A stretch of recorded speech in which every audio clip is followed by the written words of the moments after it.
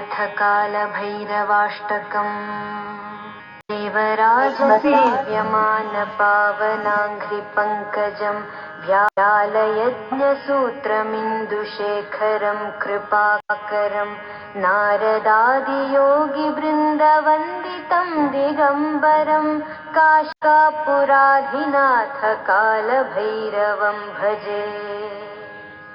भानुकोटिभास्वरं भवाब्धितारकं परं नीलकण्ठमीप्सितार्थदायकं त्रिलोचनं कालकालमम्बुजाक्षमक्षशूलमक्षरं काशिकापुराधिनाथ कालभैरवं भजे।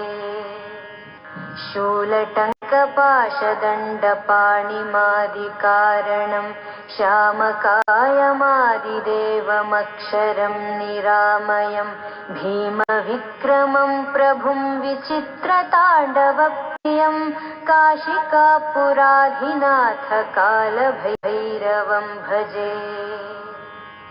भुक्तिमुक्तिदायकं प्रशस्तचारुविग्रहं भक्तवत्सलं स्थिरं समस्तलोकविग्रहं निक्वणन्मनोज्ञहेमकिङ्किणीलसत्कटिं काशिकापुराधिनाथ कालभैरवं भजे। धर्मसेतुपालकं त्वधर्ममार्गनाशकं कर्मपाशमोचकं सुशर्मदायकं विभुं स्वर्णवरकेशपाशशोभिताङ्गनिर्मलं काशिकापुराधिनाथ कालभैरवं भजे।